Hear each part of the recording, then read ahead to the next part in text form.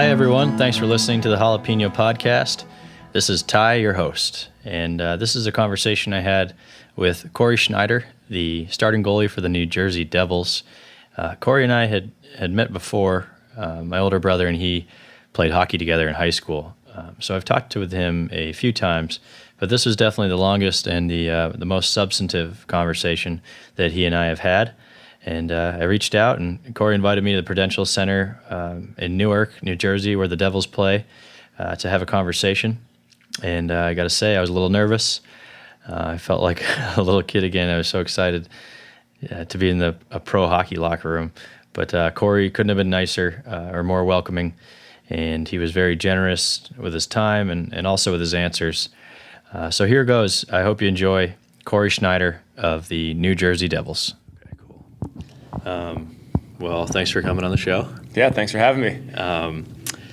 Coming off another impressive season, your first NHL All-Star season. How does that feel? It was good. The All-Star nod was pretty cool. You know, it's something you see and you think about, but it's not really at the forefront of your mind. But then when you get selected and named, it was a really big honor. I didn't realize like how I would feel or how excited I would be by it, but you know, to think that when you were a kid or when you were playing in high school or college hockey, that one day you could say, "Oh, I'm an NHL All-Star." It's pretty amazing. So it's pretty humbling as well, though, because you know you see a lot of other great players and other guys and people who've helped you get to where you are, family, friends, coaches. A lot of people have made a lot of sacrifices and have supported you. So I think it's more fun almost for the people around you to celebrate and enjoy it. And you know, this season, it's obviously. For me personally, you know, it's another good step in terms of playing a lot of games and being a starting goalie in the league and playing well. But at the same time, it's you know my third year in a row without making the playoffs. So that's a little disappointing as well because that's something I'd like to kind of get back to is to be in the playoffs again. Yeah, and coming up through the ranks, you've obviously excelled in high school and into college, and rose to the challenge in the pros. What is it that sets apart the talent in high school and then into college and then in the pros?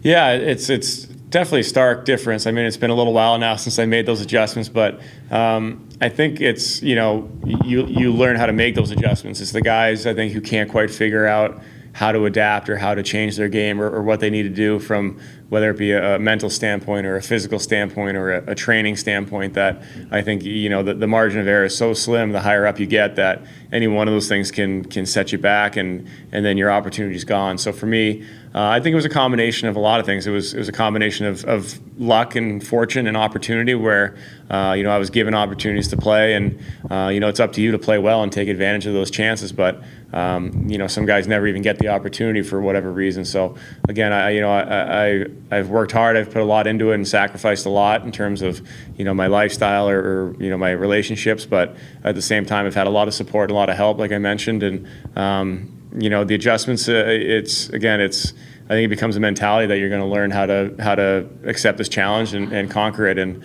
some you know, transitions were easier than others. Some were tougher than others. But again, I think it comes down to the confidence and your belief in yourself that you're going to be able to get it done. Yeah, and consistently showing up with that attitude. Yeah, I think that's you know, consistency is a key word. I think especially at the pro level where you play so many games, it's the guys, you know, who can be great one night and then for 5 or 6 nights they're not very good. And you know, for me, I've learned quickly, especially as a goalie, that if your team can count on you every single night and you can provide them good goaltending, a chance to win the game, then that goes a long way. If you're in one night, it's a shutout, the next night it's 6 against, and then you know it becomes tough to rely and depend on you. So I think consistency has been a key part of my game and my focus. Yeah, and coming up in your pro career, you've got the opportunity to play under legends like Marty and Roberto Luongo. Old enough for you to have admired growing up, I imagine. What is it like playing on the team with someone like that? Yeah, you know, again, I think when I talk about fortune and opportunity, I think those are two circumstances that not every player gets to have. Where you know, I came into the league with Roberto Luongo ahead of me, who, you know, I just have a lot of respect and admiration for. And you're right, he was a guy who I had his poster on my wall when I was in high school, and But he allowed me to come along at my own pace. I wasn't thrust into the net and forced to do things at a young age that I wasn't prepared for. I was a little, kind of sheltered by Roberto because I knew if I struggled or if something wasn't going well, that he'd be there to carry the load. So I learned a lot from him, just watching his work habits and his confidence and how he went about things. And I think I gained a lot from that. I think there's a lot of guys who don't have that role model, or like I said, are thrust into a position that they're not quite ready for, and some guys sink and some swim. And then coming to New Jersey with Marty here, again, he was another guy that I watched and idolized. And I was 8 years old when he was a rookie in '94 or whatever it was. So everyone knows everything about him, and to see him up close, and again, just to watch a very different, I guess, approach and mindset maybe than Roberto, but obviously equally as effective, and his confidence and his unwavering belief in his abilities, and I think just the way he competed, but also didn't let things get to him. I was able to draw from, because again, over the course, if you play 60, 70 games a year, if you live and die with every single game, it takes a toll on you. And I think he was able to understand, okay, that was not a good goal, but I'm going to go ahead and just keep playing. We're going to win the game, and they did. Or if I had a bad game, or I'm just going to bounce back and play well the next night. And I think that demeanor mentality rubbed off on me, and I think has helped get me through these long seasons. Yeah, and you mentioned work habits. Can you talk a little bit more about that, like the training regimens or the practice regimens, and how you stay resilient and healthy throughout a long season? Yeah, I mean, health is a big part of it, and I think that goes, some of it's, again, luck. Sometimes there's injuries that you can't prevent, but other times, if you put the work in off the ice in the summer, it's a long summer, so, you have 4 or 5 months to get healthy and get strong and prepare yourself. And some guys, they cheat that and they don't do it in the right way, and all of a sudden they're injured more often than not. So I think, again, I'm coming off an injury right now, but for the 9 years I've been a pro, I've had very few injuries, which has been good. But also I think I've put the work in to prevent those. So I think that's part of it. But I think you get out of it what you put in, and you'd think, okay, well, Roberto Luongo, Marty Brodeur, what do they have left to prove? Why would they continue to push themselves and beat themselves up?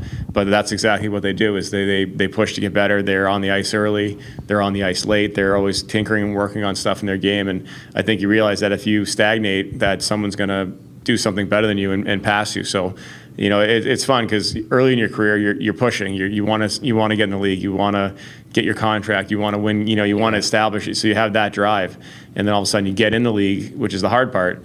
And staying in the league is almost as hard because people get complacent. You get, all right, I've got my contract, or I'm the starting goalie, or this, that, and the other, and guys tend to maybe waver, and all of a sudden here comes the next guy who you once were trying to take your job. So I think you look at it that way too. You say, I'm not going to let this guy take my job. And I think you look at the elite goalies in the league right now, the Luongos, the Lundqvists, the Carey Prices, those kind of guys, the Jonathan Quicks, is their competitive streak doesn't diminish, even though they've accomplished so much and that they're established in this league. And I think that, again, is something I learned from those two guys, Marty and Roberto specifically, that you can never take things for granted and stay still. You have to keep moving forward. Yeah. And in general, in the locker room, a lot of different personalities, a lot of different leadership styles. What has stuck with you, other than some of the things you mentioned with Marty and Roberto? Yeah, again, I was very fortunate to come into the league on a really good team. My rookie year in Vancouver, we won the President's Trophy for the most points in the league. We made it to Game 7 of the Stanley Cup Finals. I think we led the league in scoring and defense. You know what I mean? Yeah. So I came into a team that had guys like Henrik and Daniel Sedin, Kevin Bieksa, Manny Malhotra, Sammy Salo, Ryan Kessler. Just a lot of built-in leaders and guys who'd been through the ringer a little bit and seen a lot. So for me, as a young guy, I was really able to just sort of close my mouth and open my ears and just see how these guys went about their business. And I think, again, you look at some franchises or organizations that have had a tough go, and I don't think they've had players like that to sort of mentor and nurture the younger guys along and show them the right way to do things. And those, like I said, habits, they stick with you. So for me to see how hard Henrik and Daniel Sedin worked when they were the two best players on the team, it motivates you, and I think you instill that in your mind. So as you get older, I think you learn that you have to sort of set the same example. You have to be the guy that shows up every single day. You can't take nights off. You can't skip a gym session. You can't, because the other guys, the young guys, are watching, and if they see you do it, then they say, oh, it's going to be okay if I do that, and that kind of permeates throughout the team. So I think a big part of it, of culture, and that word gets thrown out a lot, but I don't think it's overrated. I think it's a very real thing where if you instill a culture of accountability and winning and habits, that kind of stuff sticks, and that's what turns a team into a contender or a winner. And again, I think I was lucky to learn that at a young point in my career where not everyone gets that opportunity. Yeah. And other than the hard work and the consistency, you mentioned the word culture, and hockey in general seems to have one of humility and kind of understatedness, selflessness. Could you talk a little bit about that, about your experience with? Yeah, I think hockey definitely has a reputation of team first mentality, of unselfishness, of doing stuff for your teammates as opposed to for yourself. So I've really enjoyed my experiences with guys. I know they may not come out publicly or to the media and come across as who they really are because they don't want to rock the boat. They don't want to say something controversial. They don't want to hurt a teammate or the team. But there's a very broad spectrum of personalities, whether it's American guys from college or Canadian guys from major, junior, European guys. So you definitely have a lot of personalities. But like you said, I think that's kind of the unwritten rules in hockey is, it's not about yourself. It's not about you. It's about the team and because I think it's ultimately sacrificing for the guy next to you that's going to get you to the next level. So, it is a fun culture, but it's a hard-working culture. It's a humble culture, and again, I think it fits well for my personality, I think, and I don't know if that's just the kind of people it attracts or if that's just the sport that sort of shapes guys into being that way. But I think it is pretty unique. So you're 30 now, right? Yeah, just turned 30. So you've been perfecting your craft for 25 years? Roughly, yeah. I think that's about the first time I got on skates was 5 years old. Long time. What initially drew you to hockey? Yeah, I mean, growing up in the Northeast in Boston, hockey was always big as a kid. The Bruins were popular. College hockey was popular. I remember watching and going to some games, and my parents aren't from there originally, but my father went to Cornell when Ken Dryden was there, and they were a really successful team, and I think he just fell in love with the sport, even though he never played growing up.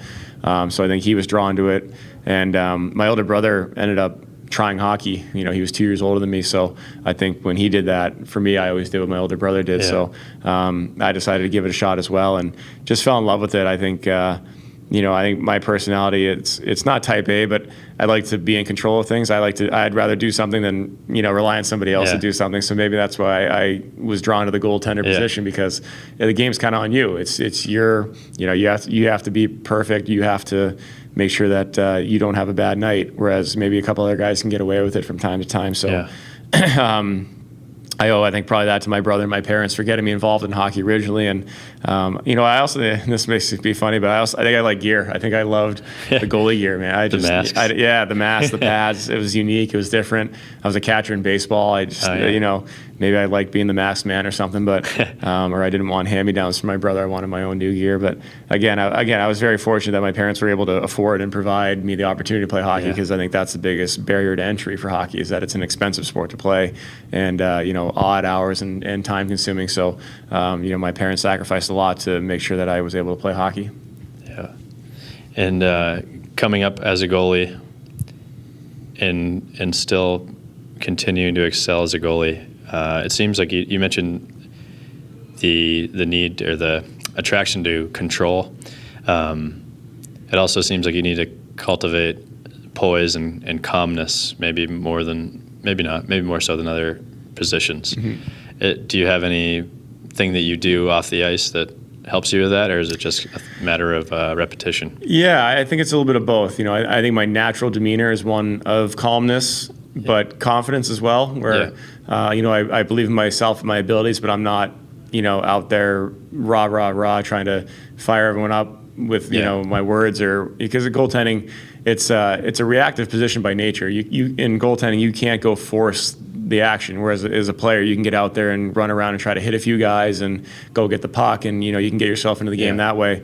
Goaltending, you have to sort of take what it gives you, and you have to read the play and sort of assess the situation and then react accordingly. You can't be ahead of it, because then it's you're going to get beat. So I think I'm I think I'm more, calculating and like you said, poise is a good word. I try to remain poised. So you have to have a certain demeanor, I think, especially as a starting goaltender. And I definitely try to separate my life at the rink from my life at home.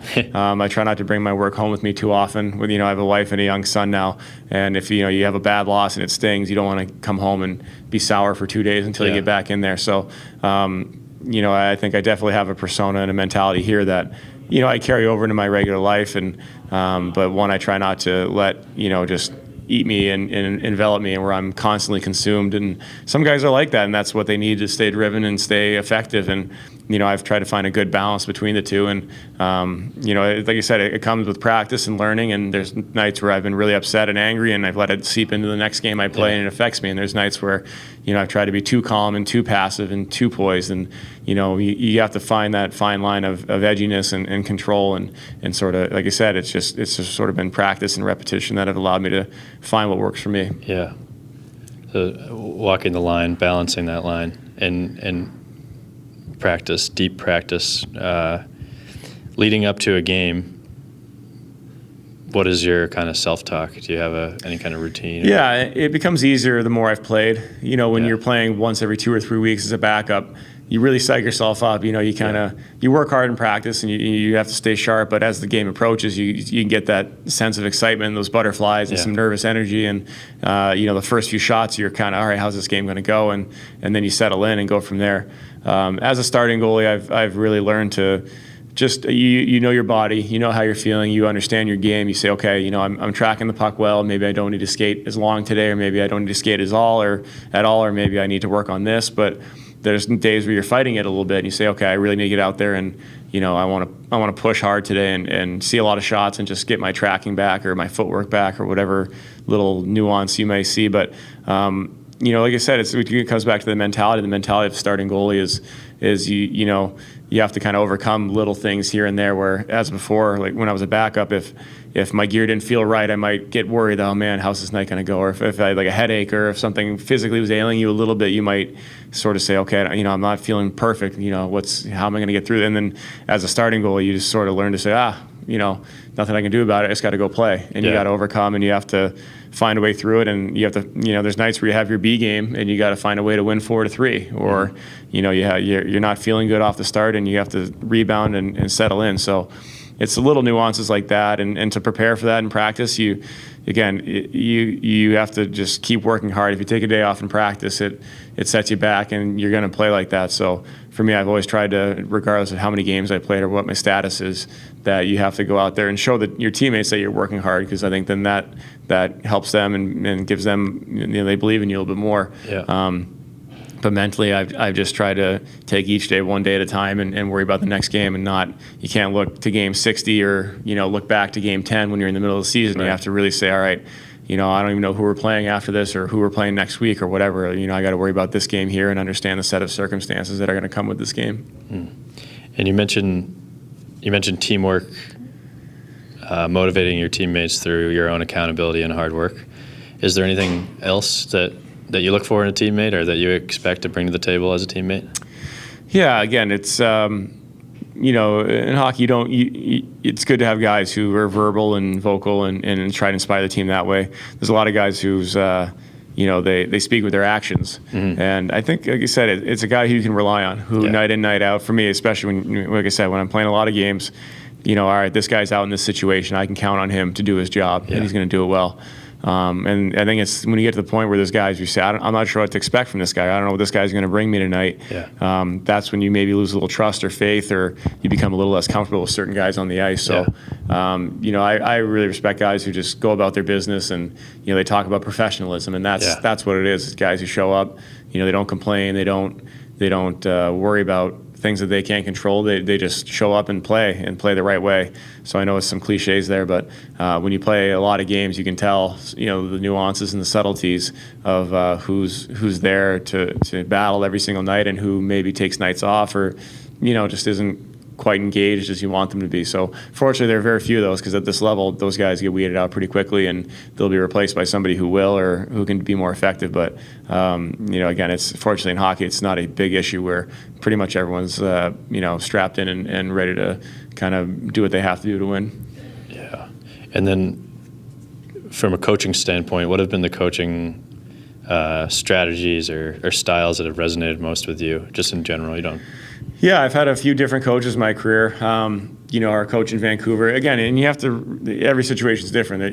There's talk of players' coaches who are friendly with players and sort of let them dictate what happens. And then there's coaches who, they kind of rule with an iron fist a little bit, because maybe the team is they're undisciplined, or they're young and they need to be, they have some direction. So as I mentioned, I came into a veteran-laden, successful team in Vancouver, and our coach there, Alain Vigneault, understood that.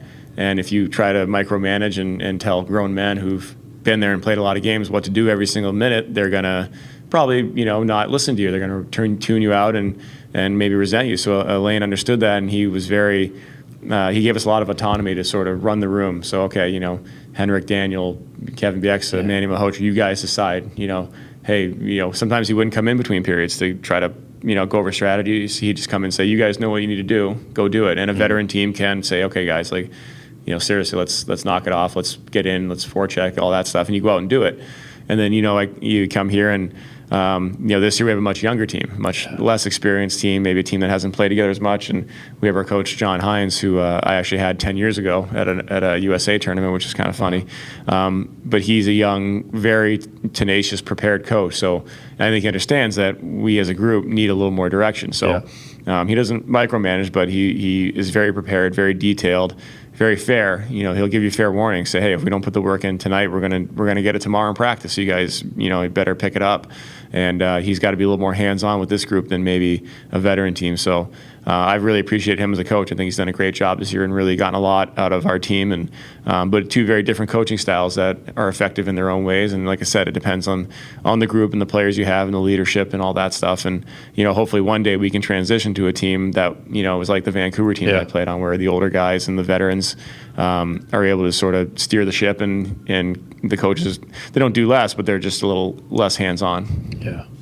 And leading into the last game of the season, off-season is right there on the horizon. What will that look like for you? Yeah, as I mentioned, the off-seasons are almost as important as the season, because that's where you lay the foundation for the grind that is 82 games and hopefully the playoffs. So, you do take some time to decompress. You got some ailments, some injuries, some stuff that will only get better with rest. So you try to understand that part of it and make sure that you're healed up, because if you start training while you're injured, it usually doesn't get better, and you're just kind of going into the season with the same ailment. So, but for me, again, as I hit 30, I have to adjust accordingly. When I was 23, 24, you shed weight quicker, you lean out quicker, you can get away with a few things. And now that you're 30, you have to be a little more careful of what you're eating and how you're training. And, I might have been a little more aggressive when I was younger in terms of squatting or, cleans or heavy lifting. And now as I'm older, I might transition more to body weight or lighter weights, but higher repetitions, more explosiveness, things like that.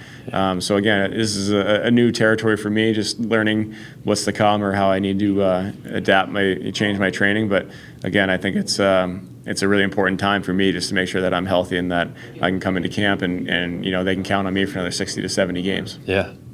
And you mentioned you're a new father. Congratulations. Thank you.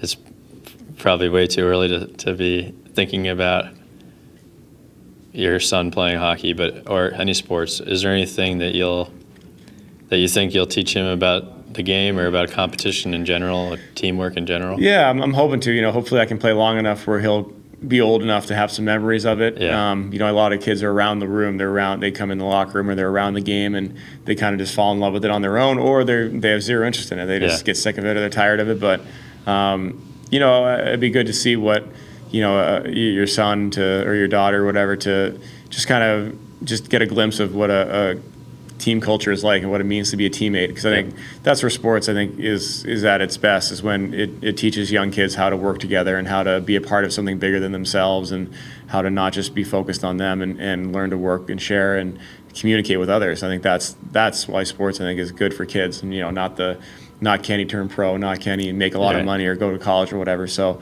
if my son wants to play hockey, that's great. If he says that's not for me, I want to go be an artist or a writer or an actor or something, or whatever else you might want to do, then that's great too. So I think that's another thing in hindsight that I was very fortunate about, was my parents were never overbearing in terms of hockey or sports. They were all about academics, and they wouldn't let me play sports if I didn't get good grades and work hard in school. So I think that's going to be the message that I want to convey to my children. And again, if they pick it up or they can learn some stuff from my time while I'm playing in the NHL, then that's great. But if not, then that's fine too. So I think I'm going to hopefully be a pretty laid back parent, or maybe get into coaching or for whatever they do. But maybe I'll have the advantage of not having parents yell at me because I know better than they do when it comes to hockey. And did you always know? I know that you're exceptionally talented in high school. Did you always know that hockey was going to be your thing? Not really, to be honest. Like it's really amazing how quickly everything happened. Yeah. I ended up going to a boarding school, Phillips Andover, but I went more for the academics than for the hockey. I mean, right. The main reason I did go to private school because the hockey was more competitive and better.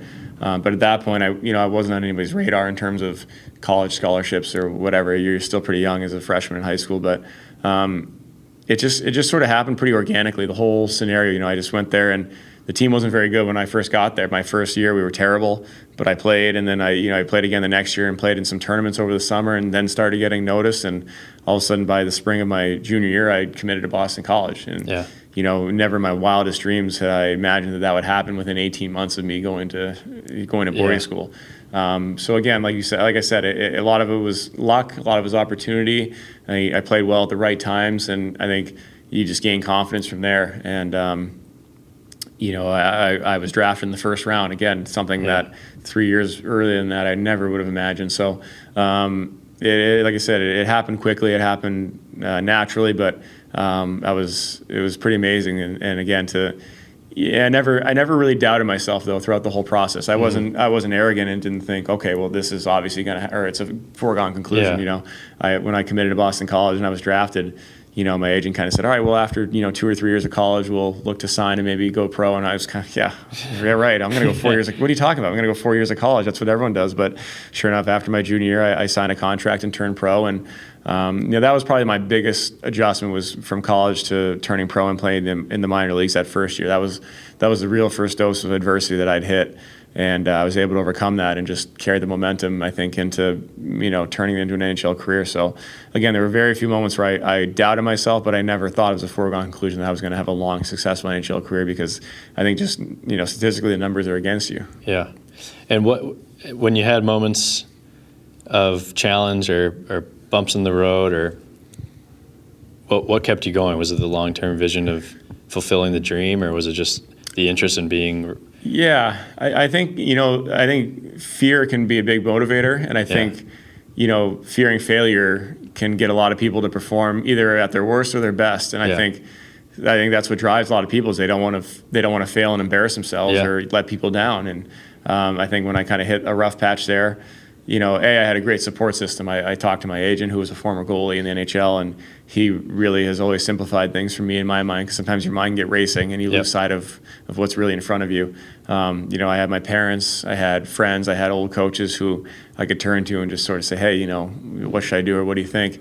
So that was really lucky for me. And then I think at the end of the day, you sort of have to look inward and say, how bad do you really want this? Because I think it's a lot easier to sort of give up or quit or just say, didn't work out, but I think you find that out about yourself along the way, is you can dig pretty deep, or you can do things that you didn't think you could do.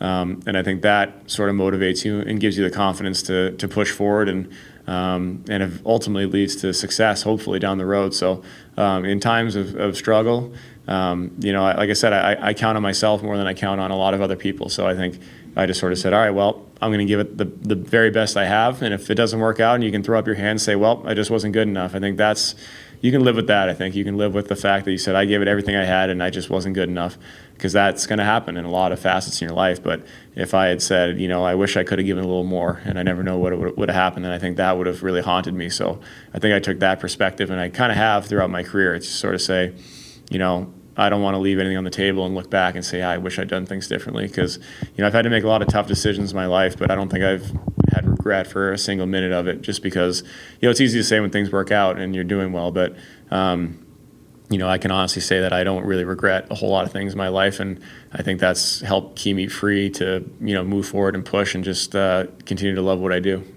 Great. I think that's a good place to end. All right. Yeah. Thanks, Cory. A little long answer there, no, hopefully. That's a great answer. Is anything else, any last words, anything else you'd like to add? Yeah, I mean, again, it's been a privilege to play in the NHL. I think people lose sight of that too. Again, when you're young, it's cool and it's awesome and it's fun and people are paying attention to you and you're kind of a big deal with your friends or your people that sort of know you. And then as you get older, that starts to fade away a little bit as people, carry on with their lives and become interested in other things. And I think it settles in that you say, all right, this is really a fun, incredible thing that I get to do for a living, and it's really a privilege and an honor to be able to do this. So I think as you get older, that becomes your mindset more, and you want to do whatever you can to make sure that you don't abuse that or you don't take it for granted. So hopefully I can push forward and play for another 6 or 10 years, but if not, then I know that I've given it everything I have, and that again, I won't carry any regret with me. Great. Thank you. Thank you very much. That was Cory Schneider of the New Jersey Devils, a great goaltender and an even better guy. Thanks, Cory, and thank you all for listening to the Jalapeno Podcast. So long.